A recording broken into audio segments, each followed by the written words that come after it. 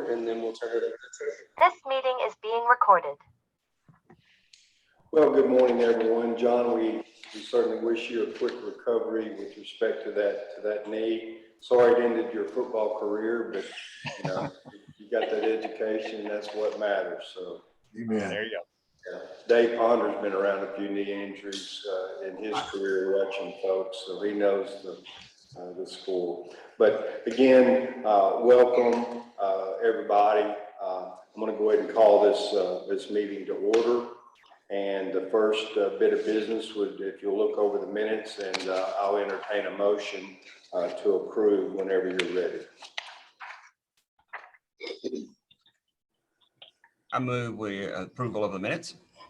I have a motion to approve. Do I have a second? Second. Second. Any further discussion? All those in favor say aye. Aye. So next up will be Fran, and she'll have our director's report. Fran. Thank you, Treasurer. I just have very few things to mention. Most notably, we're coming off the heels of a social media photo contest that we did called Kids of Summer, where we encouraged people to upload or post pictures of their children doing their future career, and had a little photo contest, and for the month from July 5th through August 5th. And the winner received $250 to seed or put into a 529 account. And it was a little baby. He was really cute. He's a future race car driver.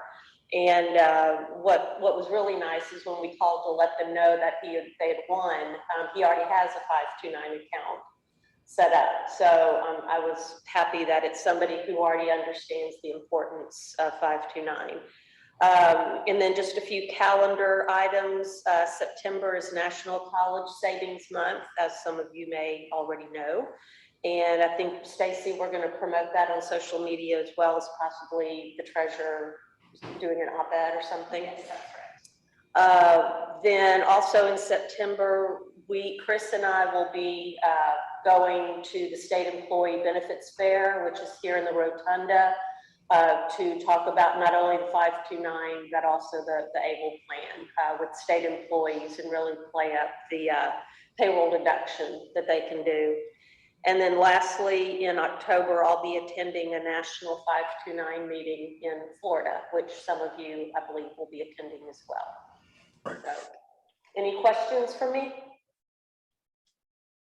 Okay. Hearing none, then we'll move on. Fran, I think you got some stuff you need to get approved. Yes. So you should have checks this list of checks were previously sent for review. Any questions before we have a motion to approve? I don't have any. I move approval of the checks and what is it? Checks and invoices. Thank you, Clint. I'll second. And then this. Hold on, Oh. vote. Oh, I thought Yeah. you did. Well, I seconded it, but anyway, motion to approve. Motion approved. Passes. Sorry. Thank you. So next is your budget. Yes, and I'm actually going to ask Grant to field if there are any questions, but you all should have this in your packet, but I think we were going to just put it up on the screen as well for approval from the board. Great. So what I will add is I'm going to put an asterisk on this budget. We are asking for approval for the full year.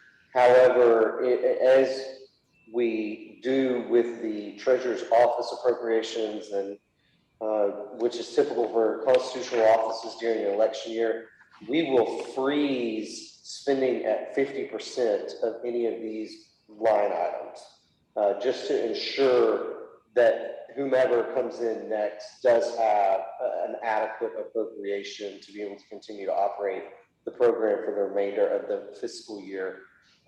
So just want to put that caveat out there that we are getting a full approval, but we will limit our spending to only 50%.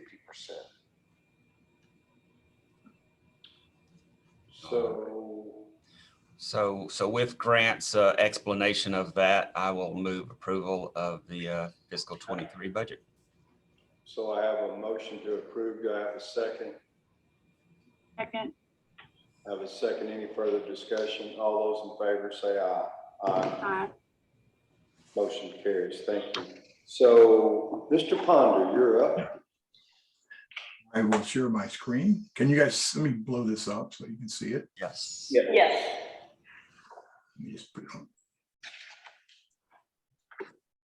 See if that's better. Is that better? Can you, hopefully you can see that well. So the market is up and down. I'm not sure, we ended June session with some upward trends, but today good news came out and the market's still down. So I'm not sure what's going on there. I don't know, John, any thoughts on where this market is headed? If I knew, then I wouldn't be at this board meeting. I'm sure you would have shared it with me. But we ended Friday with almost 526 million, but that's a little bit down from where we were at the end of the month. So we'll see where we are at the end of this month, but it's looking a little tough right now. So we had 2022 contributions of 34.2 million. That is slightly less than we had last year, but the market's been pretty unstable, so not a shocker here. And then withdrawals, we stood at 25.2 million. That is more than 24.1 million we saw at the same time last year, probably because people are actually paying their tuition. The good news there is that 85% of those withdrawals are qualified. Any questions there? So net inflows are going to be lower. We're at 8.98 million. That's 1.46 million from last year on the decrease. So that's not something that I guess we expected at the beginning of the year, but something we're dealing with. Any thoughts on that? Funded accounts, 33,520. There is a slight narrowing of the line for 2022.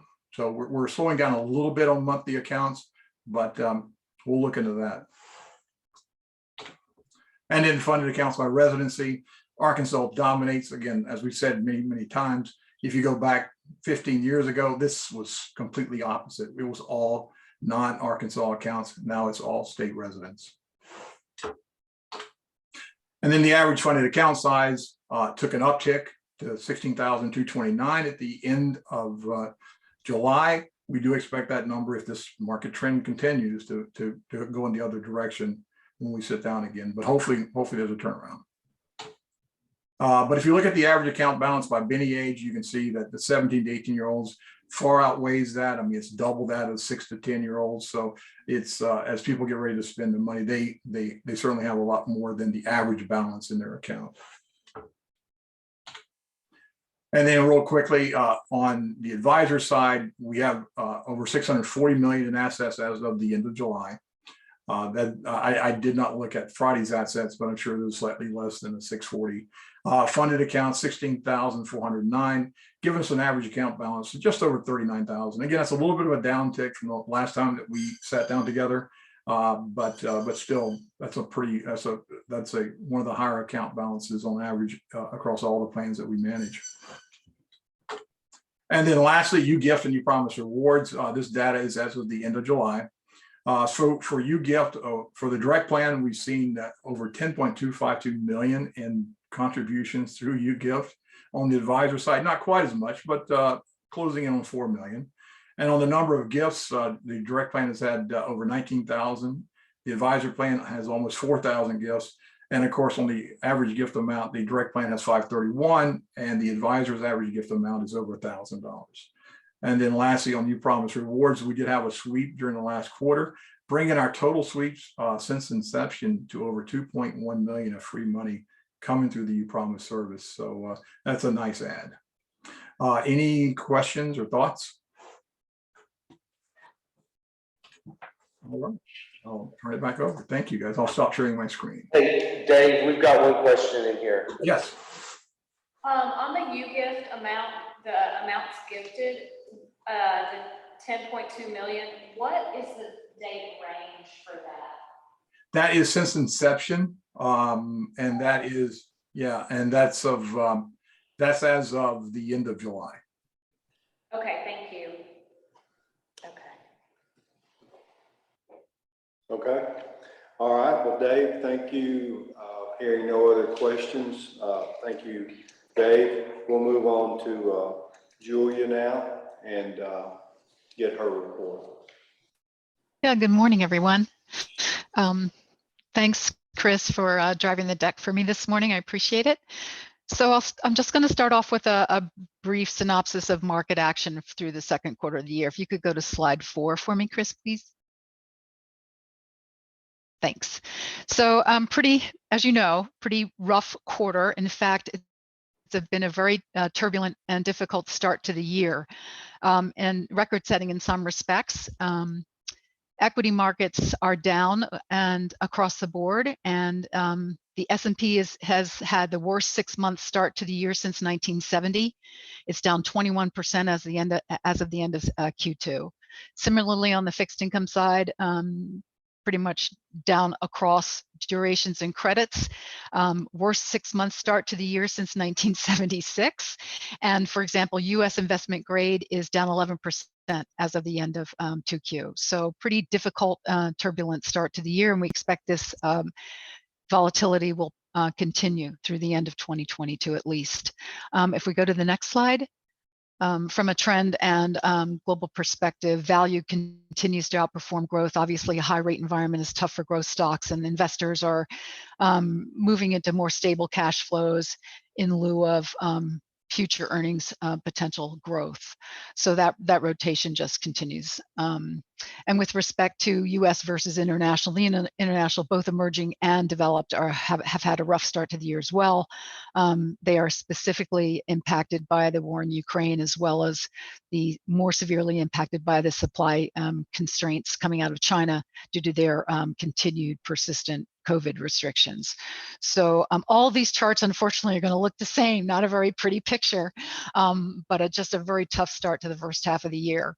If we go to the next slide, we'll take a look at the US equity sectors. Again, pretty much dismal performance across the board. There are just a couple of very few bright spots as investors move into defensive stocks. Utilities and consumer staples have seen some uptick. And the only real bright spot is the energy patch, which continues to be positive despite the decrease in oil prices in second quarter. On the next slide, we'll just take a look at fixed income. Again, across credits and across durations, obviously with more hawkish Fed and central bank rate increases, prices are down across the board. Similarly, on the non-US and then the international side as well. And then finally, on the next slide, we'll just take a look at the yield curve, which demonstrates this. It did invert, and it's very flat. Although we do expect the curve to start to steepen, especially at the long end, as we move into the end of 2022. So that's just a quick synopsis of market action through 2Q. Again, not very pretty, and very few positives with respect to market performance. Now I just want to share a couple of revisions to some of our main forecasts across the themes in the economy, including growth, inflation, the Fed, et cetera. So if we could go to slide 18, Chris. This chart just reflects our forecasts as of the end of second quarter for growth, GDP, inflation, unemployment, and Fed central bank activity.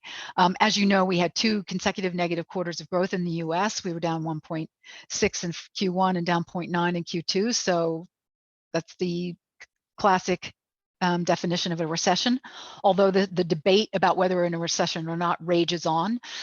Some quarters are leaning more towards the NBER, National Bureau of Economic Research's definition, which they consider a much broader spectrum of factors when they calculate their numbers and determine whether we're in a recession or not. I think Vanguard leans toward the NBER view of that recession debate at the moment, primarily because we're focused on the tight labor market and continued upward pressure on wages.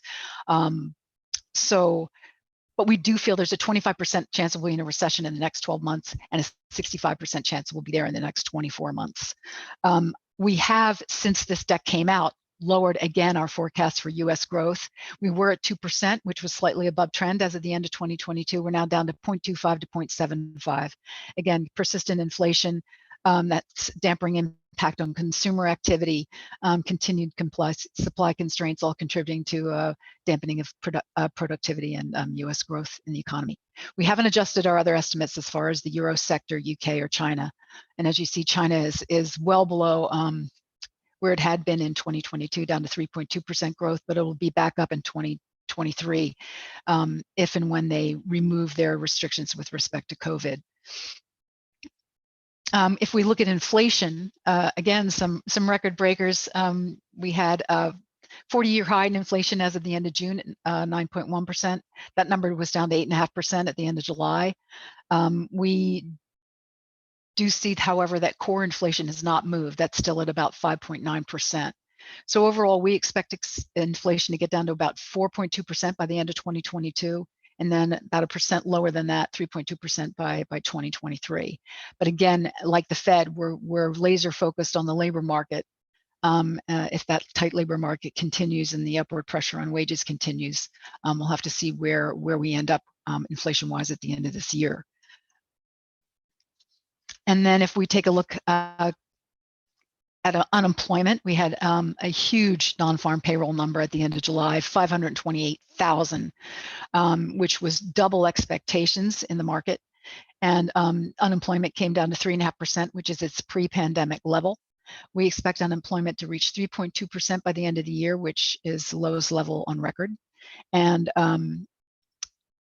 so we think that this labor market condition, again, is something that we're going to be watching very closely with respect to the Fed and inflation as we move through the end of the year. And then finally, the Fed, as you know, they raised rates at the end of July, 75 basis points, and Chairman Powell has been continuing his hawkish posture. They'll continue to raise rates. We're not sure whether it's going to be 50 or 75 basis points in September, but obviously they will continue to unwind their balance sheet and raise rates in the face of persistent inflationary pressures. And if you want to go to, let's see, next slide is slide 28 or 26, excuse me, I'm sorry. I know all of this sounds like very bad news, but there is some light at the end of this tunnel with respect to valuations. So given market action and the rate environment, we have had some adjustment in equity and fixed income valuations coming out of the second quarter. So for equity markets, unfortunately, US growth and large caps still remain overvalued or stretched, as we would call it, but there are more components now that have moved down to the fair or undervalued category, including small cap value, developed markets as well. So there are some more opportunities with respect to valuations which have moved lower. In the US bond market, we're still overvalued in mortgage backs and high yield, but across treasuries as well as aggregate bonds, we're in the fair value to undervalued territory. And if you look at the non-US global bond market, everything has moved into fair value and a few in the undervalued categories. So this is a more sanguine valuation outlook. And if we go to all the way to slide 81, Chris, if you can. This has certainly impacted our 10-year annualized return forecast for 2022. We've been able to raise our return expectations by about 1 to 1.5%. So now for US equities, we're looking at 4.1 to 6.1%. For non-US equities, about 6.6 to 8.6%. And on the fixed income side, US 3.1 to 4.1. And non-US 3 to 4%. So some light at the end of this fairly dark tunnel. I wanted to try to end on a positive note if I could. So 10-year annualized return expectations are slightly higher. Any questions on 2Q market performance or our forecasts or revisions to some of our forecasts with respect to the economy or global economy? Okay. All right, Chris, if you could just move to slide 86, I'm just going to touch on your portfolio performance then. Thanks. So as you'll see, 1 year and in, shorter term returns all negative, and I don't really have any anomalies to discuss here. It's really all of it's purely market driven, and unfortunately, it's across portfolios, whether you're in equities or fixed income or balanced. You've been hit pretty hard as of the end of 2Q. One positive note I'll point out is that our portfolios across durations here are tracking their composites very tightly now, so I can finally say that I think we have left behind the performance differential that had impacted these portfolios fairly significantly due to the historic volatility we saw in the first half of 2020. And as you'll recall, we were carrying some of that performance differential with us into 2021 and into the beginning of this year. I think we can say that we're finally moved out of that, and these portfolios are tracking their composites pretty tightly. So that's some good news with respect to your portfolio performance. Other than that, I said no specific anomalies with respect to individual portfolios. These 1 year and shorter returns are market driven. Any questions with respect to your portfolios? All right, well, that does it for Vanguard then. Thank you. Thank you, Julie. John Park, did I hear you? Today's your birthday? Today is also my birthday. Well, happy Yes. birthday. Yeah. Thank you. Yeah. Well, Yeah, I like to do all these crazy things around my birthday. So I'm just like, really... we'll let you deliver your great news. Okay, great. So I will share my screen. Let's see. All right. Share screen.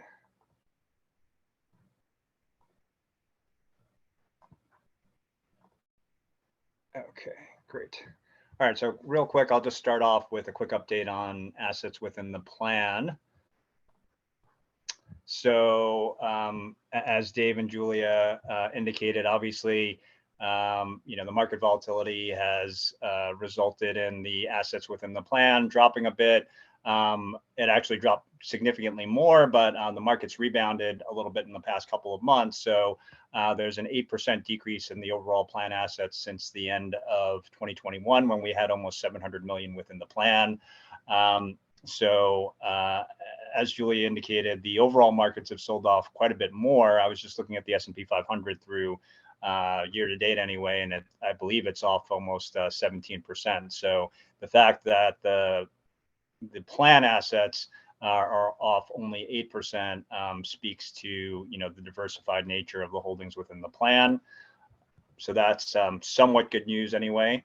As far as Arkansas assets are concerned, similar, slightly less drop in total assets. So we're down to 67 million. I think that can be attributed to continued inflows in Arkansas. So we have more financial advisors, as you can see, within the state selling the plan, as well as continued growth of accounts. Average account size obviously has come down just because you add more accounts, you shrink the asset base a little bit because of market movement, and you have slightly lower average account size within the state. You can see some of the bolded broker dealers on the right side of the screen have actually added financial advisors. So Edward Jones, 183 advisors at this point. So that's very, very powerful. Raymond James and LPL continue to add advisors. So they account for, between those three firms, a pretty significant chunk of the financial advisors in the state selling the plan.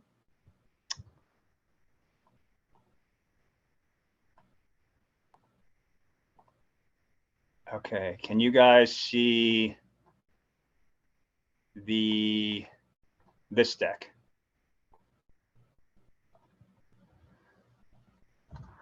No, we're still in the same. You're still in the same deck? Okay, so let me stop sharing this and share screen. Okay. So we were also asked to comment on BlackRock's outlook, what's happening within the market, and also how we approach that within the investments within the Arkansas plan.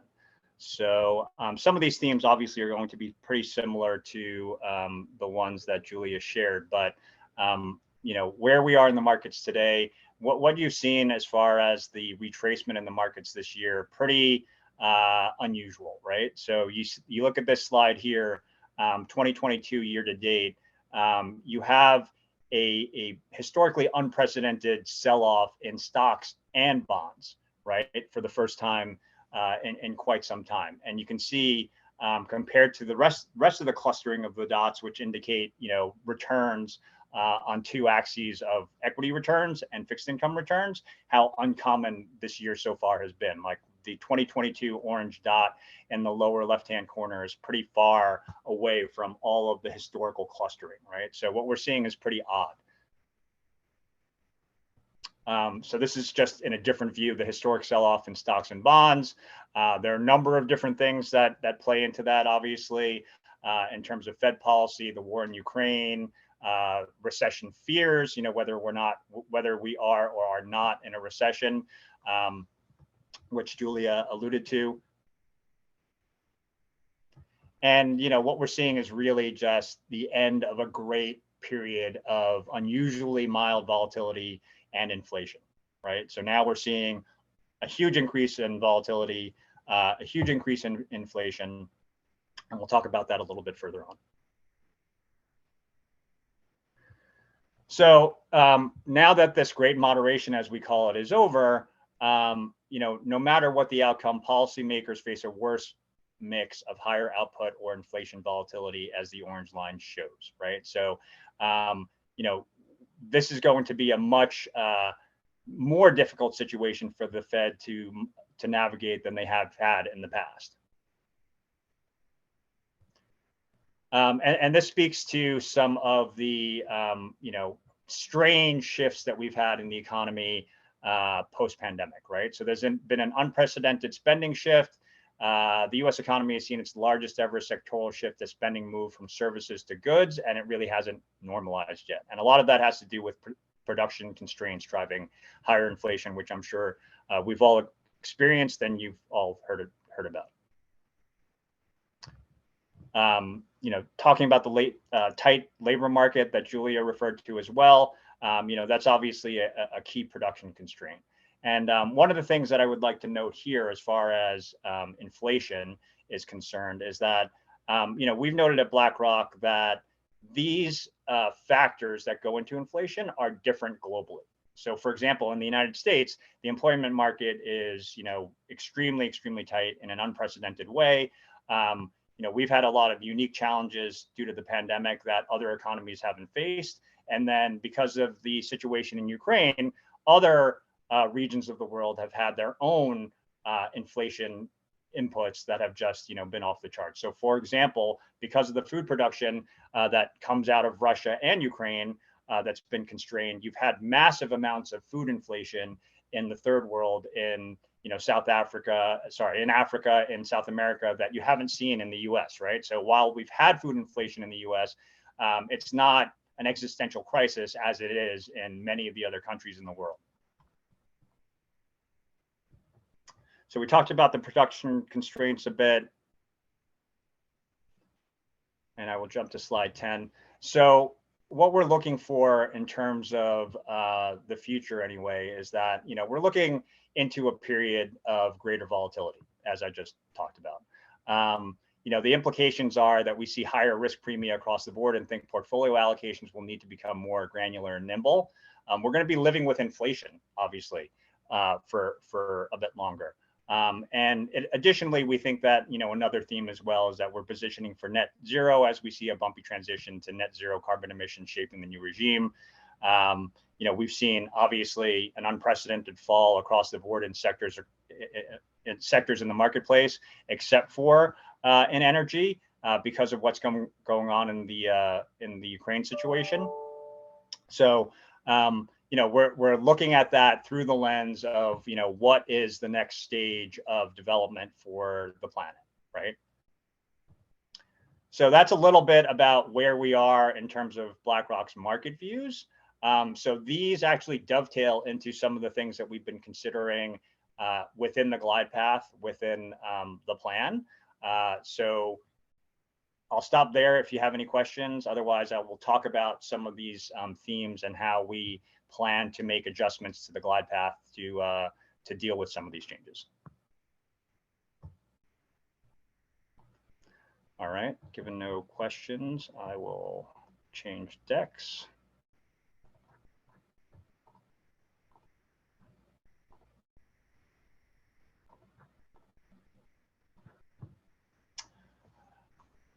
So just to take a step back, the team that manages the glide path for the Brighter Future Advisor 529 plan is the same team that manages the glide paths across the firm.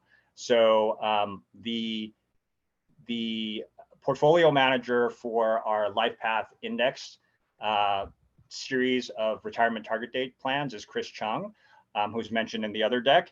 And they have his team has been awarded a gold medal rating by Morningstar for the work that they have been doing across that target date series managing the glide path. So we take that same approach and rigor that we use in the retirement space to our work in the college savings arena. So as we were thinking about, our general approach to college savings glide paths, across the different relationships that we have in the 529 space, we were looking to bring them all together, up to date, bring them up to our best thinking. And as a result, we're proposing that we make certain adjustments within the plan. We're not changing any of the underlying building blocks, nor are we changing the components of the benchmark that we use to construct the glide path, but we are going to do some rebalancing, which we think is appropriate given the current market situation, and as well as just bringing them up to kind of the best of our thinking, as I mentioned. So research focused on aligning the 529 savings objectives. BlackRock believes that a goals-based college savings strategy should seek to provide individuals a portfolio that appropriately balances three objectives: wealth accumulation, minimizing volatility of the funding status, which just basically means that you don't want to allow excess market volatility to chip away at the savings that you've been accumulating in this plan over a period of time. And accounting for tail risk. So tail risk would obviously be some of these events that we talked about: the Ukraine war, the pandemic, things that have become a much sharper focus of the markets in recent years because these once in a lifetime events are becoming much more frequent. So we need to be much more aware of them as we're constructing a framework for the glide path. So the conclusions that we've reached are that we are going to update our asset liability framework for the glide path and change the optimal starting and ending points for where we start to take on risk at the early part of savings within the target date structure. So with equities at 90% at that point, and gliding down to 10%, so that even though you're in the college portfolio at the end of your saving years, you still have some appreciation potential. So the optimal glide path suggests taking similar risk in the accumulation stage while taking more risk approaching enrollment, which is basically what I just said, compared to the current glide path.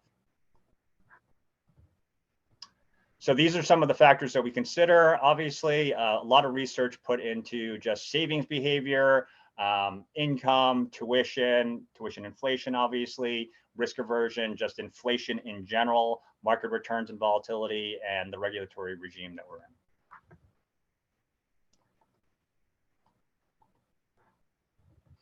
So I'm not going to go into all the details of all the statistical work and research that have gone into the recommendations that we're making, but the application of this asset liability framework, which just basically looks to consider at the early stages growing the asset, and at the late stages considering the liability that you're looking to solve for. In this case, it's college expenses.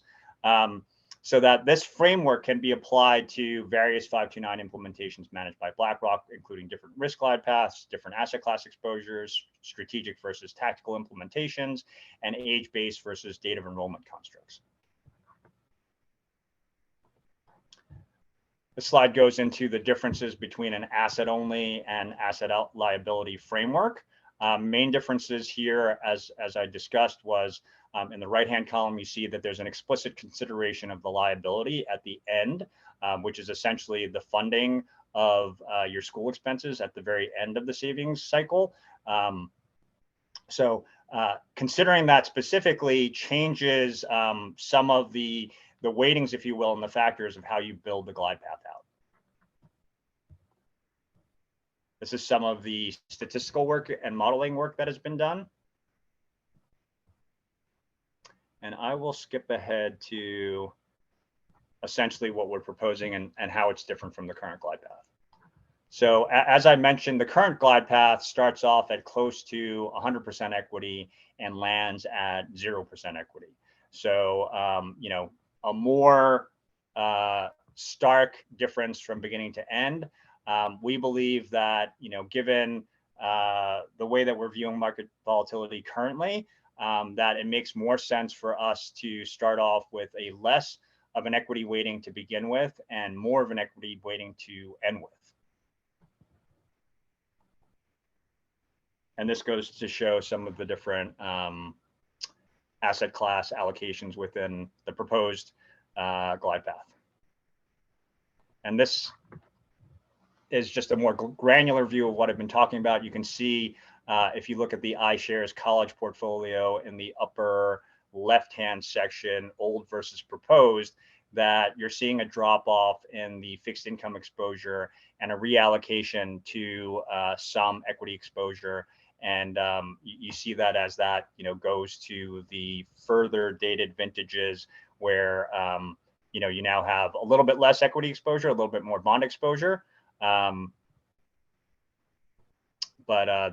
you can see that the underlying building blocks are remaining the same, which is just simply a reweighting of the current building blocks. So that is about it. I will take any questions.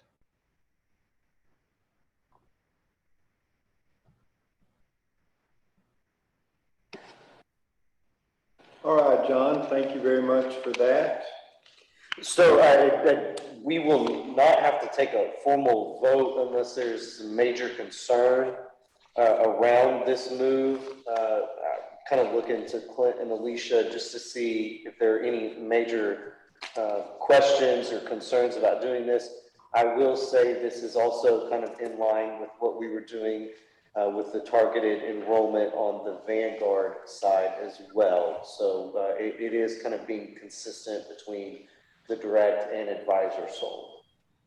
Yeah, I don't have any concerns. Thank you. Anybody else? Alicia? None? I don't have any. Thank you very much. So moving on, looks like John Peace, you're up. Yes, thank you, Treasurer.